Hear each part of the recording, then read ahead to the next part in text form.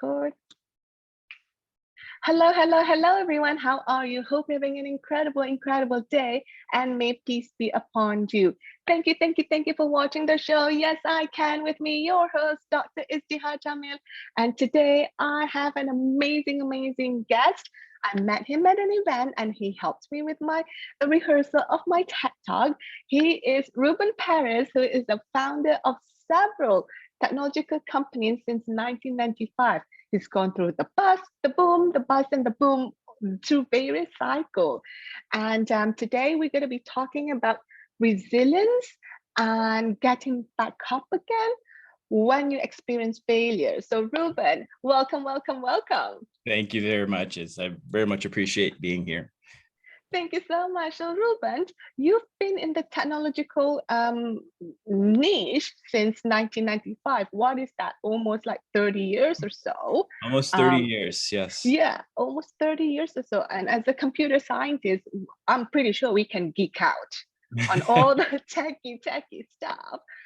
But tell me what it was like for you to remember the time when you kind of started your own business?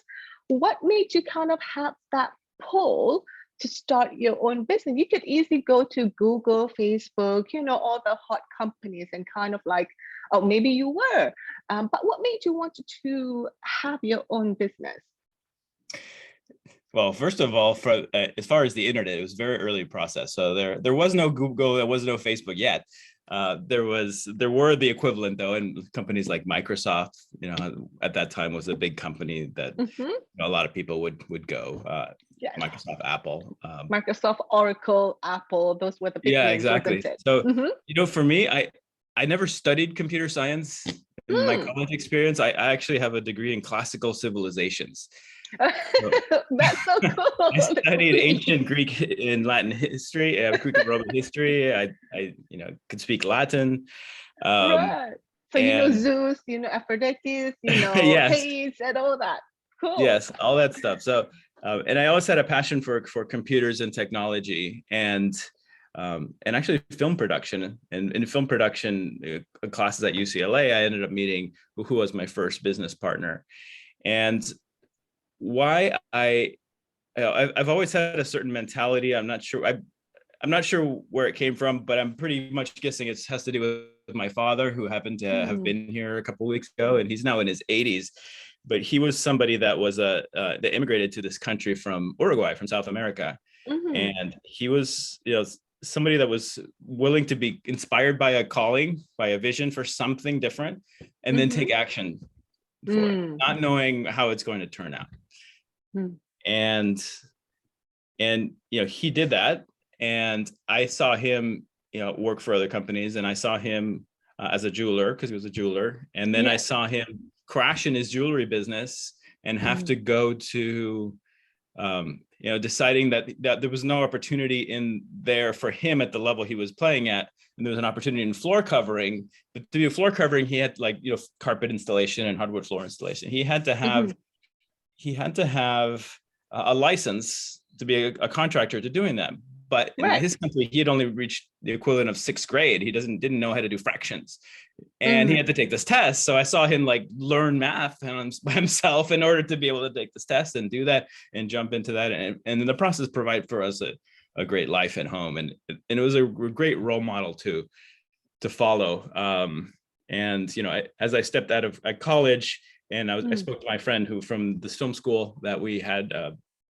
He had this whole thing, kind of the internet was coming, and this is called a web browser, and here's Mosaic, and it's like, okay, yeah, I'm in, let's do something with it, and that's how we started.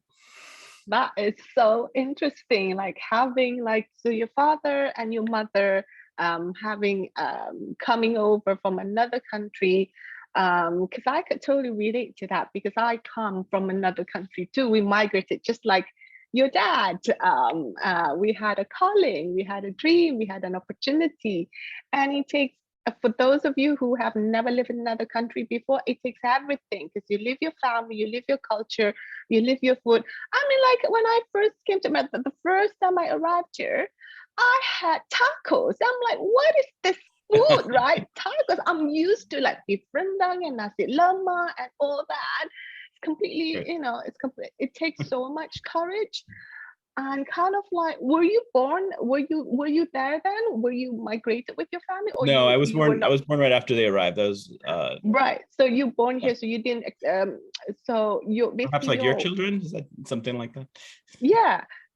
So basically you had like your father created this dream for you, right? Like kind of Yes, this dream, and then you kind of lived through that. he was the first And founder in this country yes, of our family. in your family, and for you to see him how he has to, they call it the upper limit, right? Like you hit something and then you kind of have to push through, Yeah. and then you hit something you have to push through. Like you said, he's only learned till about sixth grade, so he needed the fraction, the measurement, and calculating the hardwood or the carpet and everything.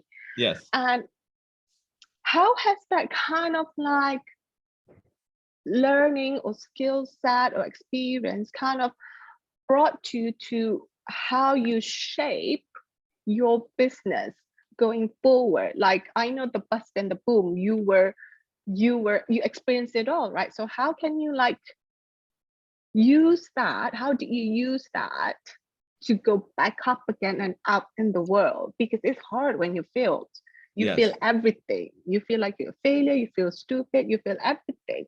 So how do you kind of use that learning skills, experience that you've got to kind of like, okay, this is what happened, this is Sure. what's next. And another layer of that, when like I chose to be an entrepreneur sort of from the beginning, I had a job for Mm-hmm, about a year, mm-hmm, sort of like a multimedia director kind of job at a film company, which is where, you know, but after that, I haven't had a job since. And when you don't have a job, you don't have a resume. And if you have to go apply to jobs, if you when you fail, if you do, then and people said, you know, you have this sense, well, I could always get a job, but you can't really get a job. Like I've most recently, I'm like, okay, well, what am I going to do next?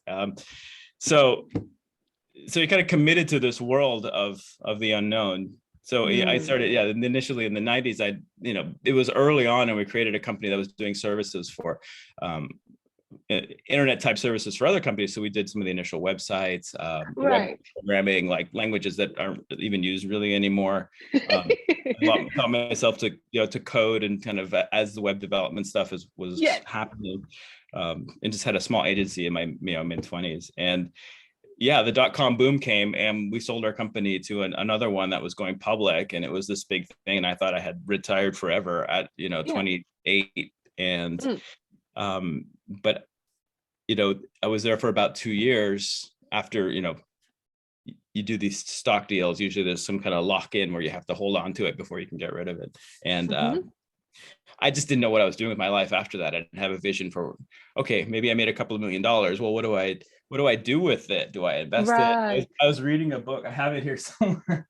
It's called like Financial Management for Dummies or something like that. Like 1998, just to understand like what to do. Because my dad, although he was sick, you know, he was somebody that could leap into things and start things as well. You know, they come from a relatively poor family, not well Mm-hmm, educated past age mm-hmm, 6, you know, mm, intelligent and like good people, yeah. but no like mentorship from like, oh, here's how you know, here's a fund, and how you invest in the stock market. Here's how you trade options, and you want Yeah. to be able to do this with taxes. It's like he didn't know any of that stuff. And Mm, um, so uh, when the dot-com thing crashed, I was in a spot where I had, you know, spent about a couple of years without working, and that's where I did some of this adventure racing stuff I might have told you in the past. mm-hmm, And I had no resume, and I remember I was making $80,000 a year at the job after I sold my business. right. Yep. And I go into an agency, like an employment agency after. I'm like, well, like, what, show me your salary history. Well, I had this company where I was paying myself nothing, and then was paying myself 50,000, and then they bought our company, and I made all this money on paper, and and this is what they were paying me. And they're like, there's no way we're going to pay you that, because now the dot-com thing crashed, and you're not really, you know, what else have you done? So I ended up temping at, you know, Apple One employment, where you can just get like gigs. They just give me something to do, and I was teaching people Right. QuickBooks. Um, Right. Uh-huh. at the same time, always thinking about, well, I'm motivated by things that have open opportunities, because I know that if I can step into that, I can create something bigger than most people, can imagine. If that makes sense. So what do you mean, looking for that create opportunity that you're mentioning, that you're just looking for it? What do you mean by that? How do you look for it? What are the criteria for it?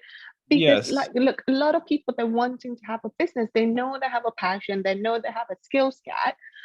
But the things out there that they couldn't identify or see the gap or find it really quickly or narrow it down, because in business, you got to like narrow it down, right? Because you can't do 20 different things Yes. at the same time, because you're gonna go nutter if you do that. It's not gonna work.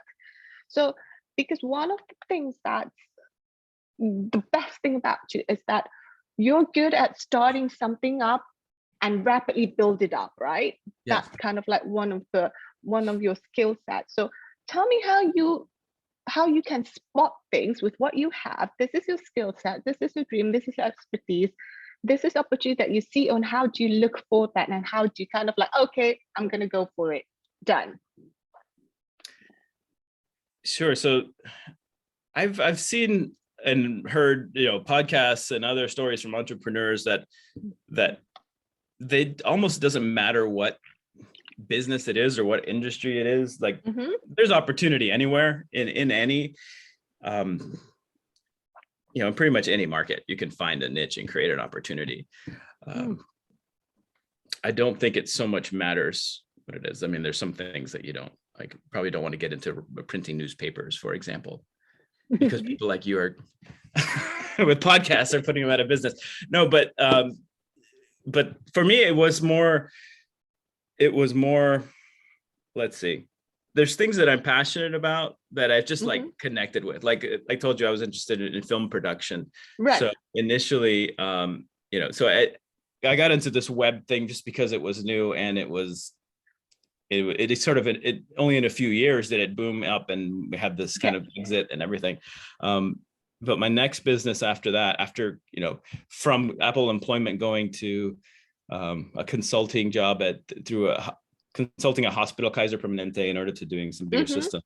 I ended up starting a company that was in the film and technology. So I've always thought technology was very interesting, and I was like able to create things with it. And I always loved film production. So I created sort of an equivalent on it. So for me, it was something, the company was called Render Rocket, and it was an outsourced 3D rendering service for animation studios. So I got to work with hundreds and hundreds of animation studios around the world, and work on very cool film productions, and have technology be the source of that. So for me, there's like a calling of something I'm interested in, and I look for the opportunity there. At that time, I was looking, again, I was trying to rebuild something from nothing. I'm naturally uncomfortable with stability, if that makes sense.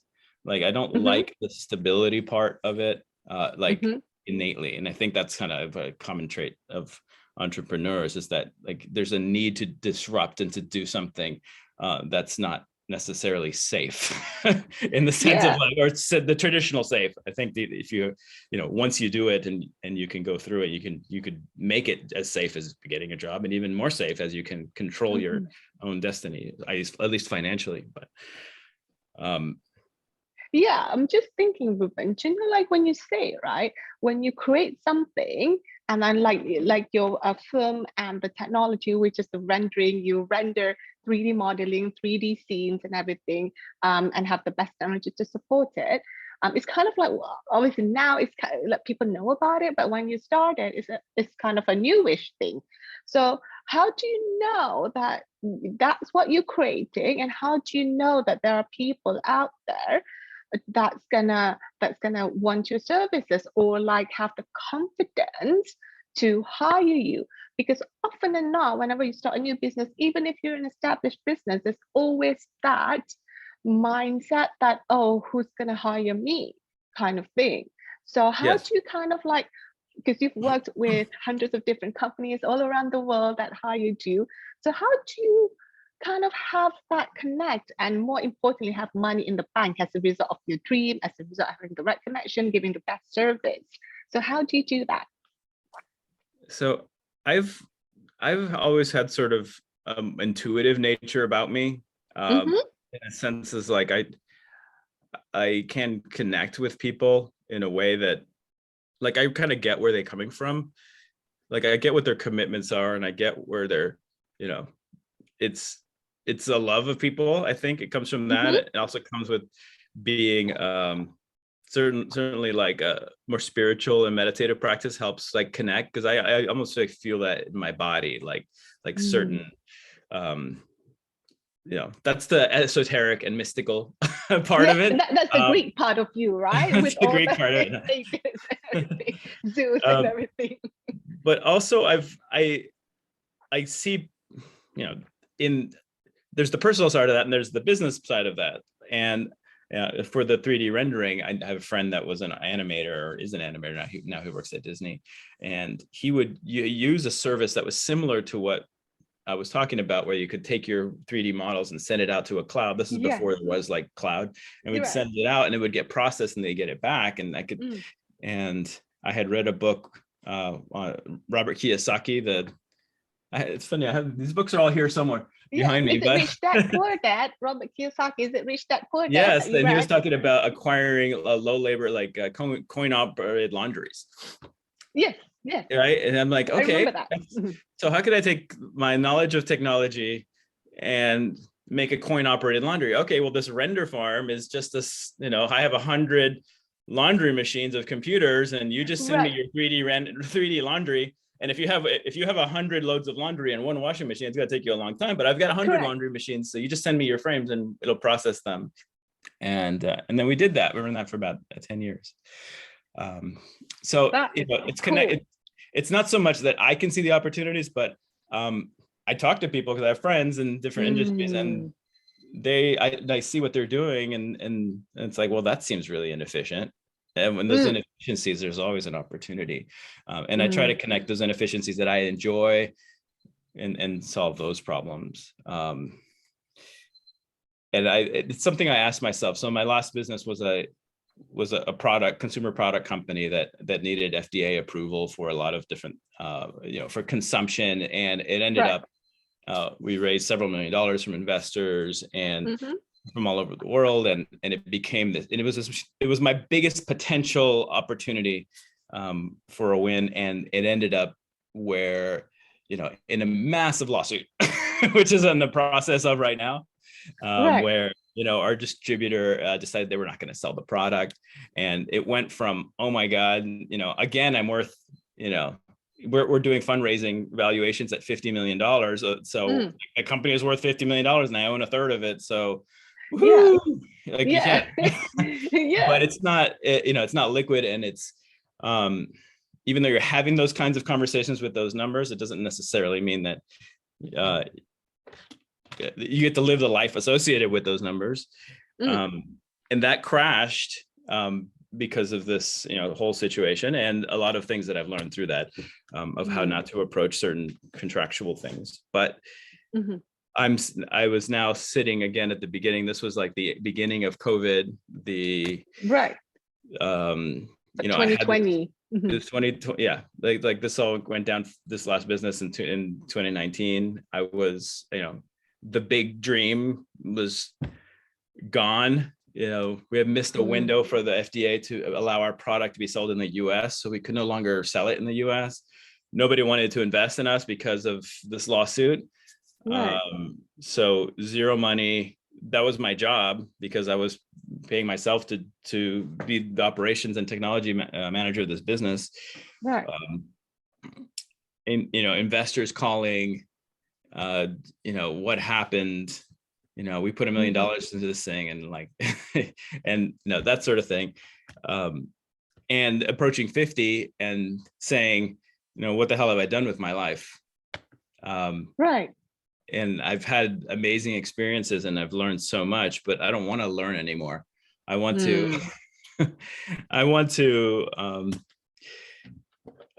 like it shouldn't be this way. So this most recent one was a big challenge for me to really get Mm-hmm. to see what the next opportunity was.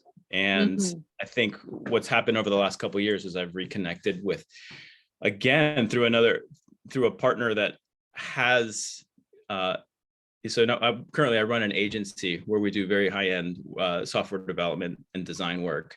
And my business partner, I did several projects with. He's an extraordinary designer, and I've connected now with a part of me that that loves to stand for people's greatness and have their products be great. And and working with somebody, so I provide the technology side of it, he provides the design side of it, and together we're able to take like the idea from somebody like you, that you have the vision and maybe the funding for it, but we can make this. We can, with all the times and all the things that I've done in the past for bringing things to market with technology, and I'm a designer that's done, hundreds and hundreds of different projects. Like together, we've created this team where now can help people express their visions, and it's just a matter of, being willing to keep going when it sucks really bad. And they're always like, it did not look like there was a way that I could, I was almost 50 and I could not get it. Nobody was going to hire me because I know that I tried that before. And I did. I applied to 100 jobs, because you can think then, here's a resume that looks pretty good. But when you're an entrepreneur and you have this, that this kind of is a calling for you, you just got to keep going. This is not this is an abundant universe. Like there is enough for you and for everyone, and you just have to be willing to receive it. And what I do is, like, I guess if I was giving myself advice back then, which every time that something crashed for me, if I could give myself some advice, I would first of all tell myself, Ruben, where you are right now is not where it's going to end up. It's an abundant universe. There is enough money out there, and there's as much as you're willing to receive, and as much as you're willing to remove things from your life that are negative and limitations on yourself for you to be able to receive it. And I think that's like incredible advice to everybody, because everybody been faced with either rejection or failure or thing crashed so low, just like you said, you didn't even know how you're going to get out of it. But your belief system is that it's abundant universe. There's always going to be something for you out there. This isn't where you're supposed to be. You're supposed to be somewhere else. And this is just a process to it. It's absolutely, such a important message for others to hear, because a lot of people, regardless where they are, at some point they have been affected in some way or the other with circumstances of life. So Ruben, as we kind of like wrapping up this conversation, tell us what's one key action that you do or you want to share with everybody that people can do every day or consistently as they go through this process? Is it by reading, continue reading books, or continue talking to people? What's your one biggest key action that people can take to help them, a step forward? Yes. Let's see. The books are great. Always read the books. You can always learn something. It's easy to read the books and think that you're actually doing something in the business. I love the book. A little bit smart, right? Like you look like you're so smart reading a book. But they definitely will spark ideas and certainly ways to craft certain things. Your podcasts of other founders, those are all interesting, but they aren't the work of entrepreneurship. Ultimately it comes down to just, you got to do the work. You got to step out there and have conversations with people that may seem uncomfortable. But in order for that to happen, I think you have to, and when this event that you talked about it, they have to remove things that are holding you back. And it could be food or lack of sleep. Like for me, sugar is a big one. Like if I'm in a bad place, not wanting to move forward in something, I bet that I have sugar. Like having too much sugar Mm. I love sugar and shakes and things like that. I bet I have a ton of clutter in my closet, and it would really help to remove that because that's a Yes. space that I walk into, and is kind of, when I see that, I have an opinion about myself, good or bad. Um, there's, I it starts there. It starts there, and also Mm. just believing that if you're called by it, and it's not printing newspapers, and I may be wrong with the printing newspapers thing. If you're called by it, there's an opportunity there, um, and you can make a business out of it. And if you're Yeah. passionate enough about it and you're willing to keep going without stopping, there's an opportunity there for you. Absolutely. And I think that's important. And Ruben, one final question. What's one fun thing that people don't know about you? And you can't say reading because we already know that you read books. What's one fun thing that people don't know about you? Oh, one thing. Let's see. It I'm has a to be musician. fun. Uh-huh. I'm a musician. I used to play trombone in a big jazz band and tour around the country, like on a bus, playing swing music. Oh, that is so good. So you had the hat, you had the outfit. Because like jazz players, they usually have the hat, right? They wear the hat and wear the Yeah, trombone. Yes, you had the whole outfit. And you, when was this? Is it in your it 20s was before actually you in high. start? It was in high school, actually. In my high school, I had a very famous jazz musician and instructor, and he created this really great band out of teenagers, and it was great. So That is so cool. That's I think that's really fun and really cool. So thank you so much, Ruben, for joining me today. my And pleasure. thank you for those of you who are listening. This is your host, Dr. Izdihar Jamil. To the next episode. Tell yourself, yes, I can. And so it is done. Thank you. Bye. Say bye, Thank you. Ruben. Bye.